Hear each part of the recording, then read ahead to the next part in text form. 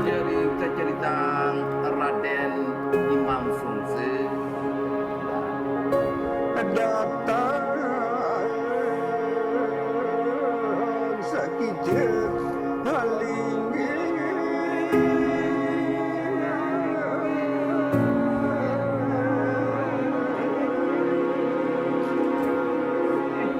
lagunya kejabun Raden terlalu rapat maju le sarana pegaran betah lalu sarana daya lingi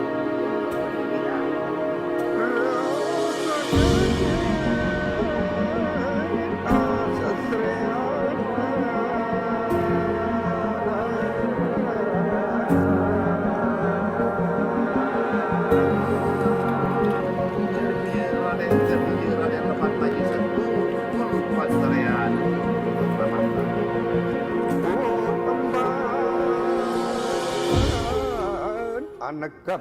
menceritakan tentang perjalanan muda-mudi sebenarnya. Tetapi sebagaimana disampaikan tadi, kalau kita mengkaji lebih jauh tentang makna yang lebih dalam, sebagaimana nama Takapan ini Rengganis adalah suatu ada pesan filosofis yang sangat dalam. Reng yang manis itu adalah suatu kalimah yang harus tidak pernah terlepas dalam kedirian kita. Nah, itu adalah bagaimana kita mengingat tentang keberadaan Sang Halik. Dua je anu endena pegaran jelas tanpa pegan pengita. saking ngejeru awas dulu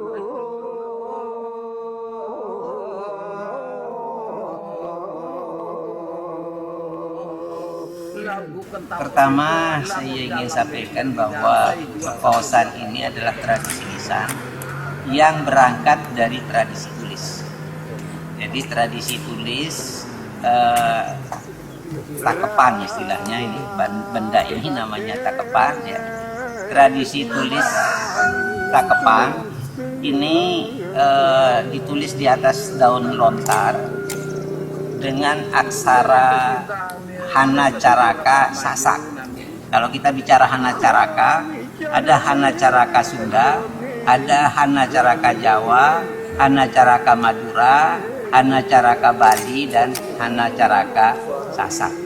Ini memiliki perbedaan-perbedaan pada bentuk dan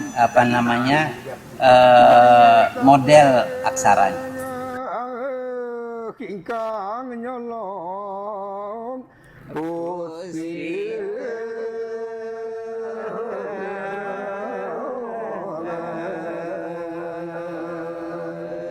saya segala perkaran ganggu lalu sampai anak perkaran paling kembang. Pertama mungkin kita perlu melihat bahwa ekspresi kebudayaan itu kan bentuknya ada 3 ya setidaknya menurut para pakar ya. Yang pertama itu adalah sesuatu yang abstrak, konsep. Itulah yang ditemukan di dalam tulisan-tulisan. Kemudian ada yang bentuknya ekspresi, itu misalnya prosesi. Kalau di masyarakat Sasak ada sorong serah. Itu adalah salah satu lagi dari bentuk ekspresi kebudayaan. Yang satu lagi yang biasa kita bisa lihat itu adalah benda-benda ya, termasuk alat-alat kesenian dan bahkan fisik dari naskah itu adalah wujud dari sebuah benda kebudayaan, ekspresi kebudayaan. Nah, sedangkan Pepawasan kalau kita lihat dari 3 hal tadi, maka kita bisa bicara setidaknya 2 ya, aktivitas kebudayaan, dan satu lagi adalah konsep-konsep atau informasi kebudayaan yang konseptual ya. Mengapa kita sebut konseptual? Karena dia perlu dibaca, dipelajari, dibahas untuk mengetahui intisari-intisari apa yang dititipkan dalam naskah. Nah, tradisi Pepawasan itu sendiri adalah sebuah tradisi di masyarakat Sasak di mana proses edukasi mengenai konten naskah itu dilakukan ya. Jadi ketika pemaus kemudian pujangga menerjemahkannya, kemudian ada jamaah yang ikut mendengar, maka dia sedang mengalami proses transfer konten dari naskah itu. dan itu diulas, bukan hanya diterjemahkan oleh pujangga, tapi kadang-kadang diberi penjelasan tambahan. Sehingga kalau dalam konteks sosiologis masyarakat Sasak, maka ketika kaum elit budaya di masyarakat Sasak ingin memberikan pelajaran-pelajaran kebudayaan kepada masyarakatnya, maka pepawasan itu adalah metodenya. Jadi kedatangan salah satu perwakilan anggota masyarakatnya dari sebuah kaum elit kebudayaan di zaman dahulu itu dianggap menjadi agen-agen mereka untuk membelajarkan tentang konten-konten kebudayaan melalui kegiatan membaca naskah dan interpretasinya. Ari demung demang masih itu kapegaran melih atau jadi bejagu. Terus kinen kemit ring jawi.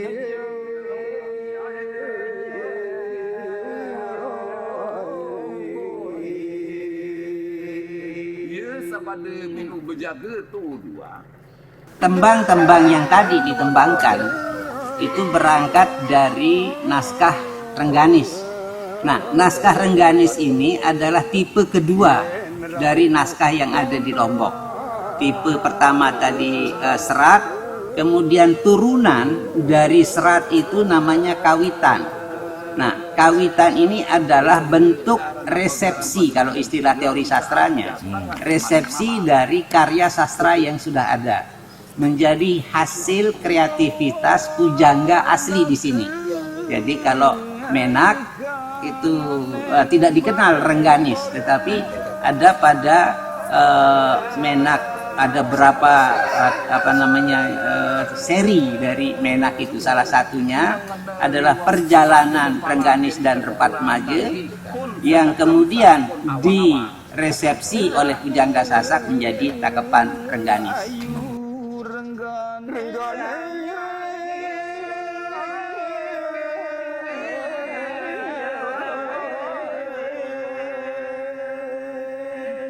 Ada lain sakatuturannya Dinda Ayu Rengganis. Kisah saking aledak Memang kita akan menghadapi tantangan yang begitu cepat ya, karena banyak gitu ya, rapid sekali, bahkan masif ya. Pertama, kita sangat terbuka dengan kebudayaan luar ya.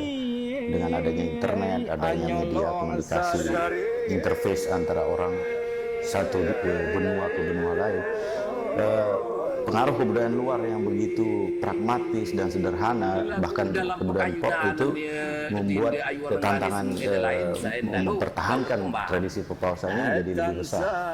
Nah, sehingga menurut saya hal ini harus dikomunikasikan atau didesain sedemikian rupa, misalnya seperti yang kita ketahui kontennya itu sudah berat, tentu pujangganya atau interpreternya itu harus bisa menggunakan bahasa-bahasa anak kekinian, sehingga ini bisa dikomunikasikan gitu.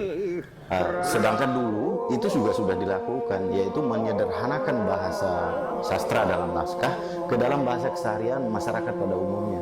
Artinya kita pernah melakukan itu untuk keperluan zamannya. Sekarang zamannya sudah berubah, maka kita perlu melakukan dekonstruksi ulang juga perencanaannya.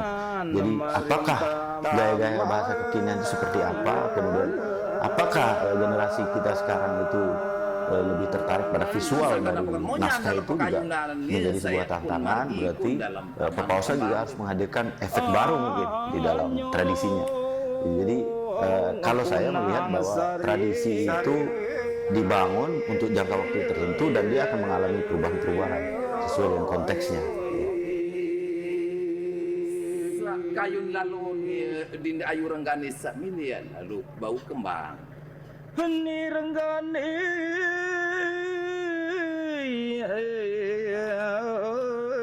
langgenir akni. Secara tahun kita tidak mempunyai catatan, tetapi sebelum saya lahir itu sudah dikembangkan. Ya. Jadi kita hanya meneruskan generasi peninggalan nenek moyang kita yang sudah turun temurun, dan harapan kita ini jangan sampai punah. Itulah makanya saya katakan bahwa kalau saja generasi dengan seumur saya dengan teman-teman yang lain, katakanlah tersendat, maka ini suatu ancaman bagi eksistensi daripada kelestarian budaya Pepaosan ini.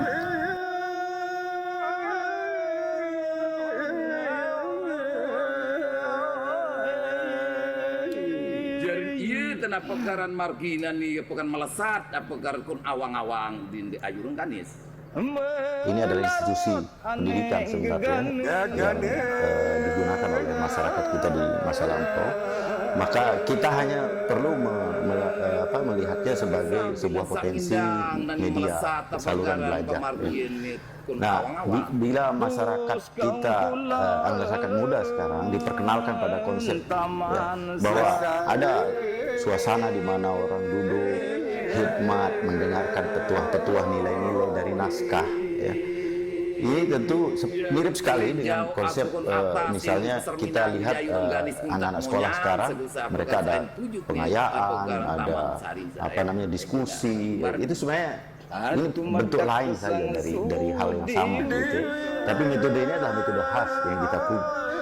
Jadi saking khasnya dia bisa masuk ke dalam berbagai kebutuhan masyarakat. Misalnya dia tidak hanya diadakan untuk kebutuhan mendapatkan ilmu bersenang-senang saja, tapi bisa dijadikan bagian dari selebrasi. Misalnya ada anak hitanan, ya, kemudian ada perkawinan.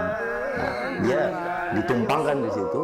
Jadi ini persis seperti kerja public relation bisa melalui situ. Kemudian hal-hal seperti kita mau menjelaskan konsep, misalnya sekarang wabah. Kalau dengan metode ini tentu akan lebih akrab dengan masyarakat. Ya.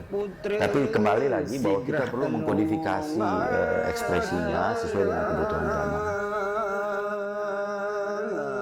Dengan malih apa karena tindakan Raden Tebiji Rafat Majis apa karena ketadah kerauhanan di ayurun kanis. Ya, kita sangat berharap bahwa semua kita untuk tetap mengembangkan dan melestarikan ini adalah salah satu daripada peninggalan nenek moyang kita yang sangat tinggi nilai-nilai sastranya. Kemudian di dalamnya juga ada pesan-pesan nilai-nilai agama, nilai-nilai ubudiyah yang harus kita coba gali lebih jauh. Sebagaimana tadi bahwa disebutkan di sana, samar kang aning jawi saking jero awasan dulu. Apa yang dimaksudkan adalah batin kita. Jadi kalau batin kita yang membaca, apapun yang di luar itu bisa terbaca jelas. Jadi kalau orang luar yang melihat, kita tidak tahu, tetapi kalau kita yang membacanya jelas.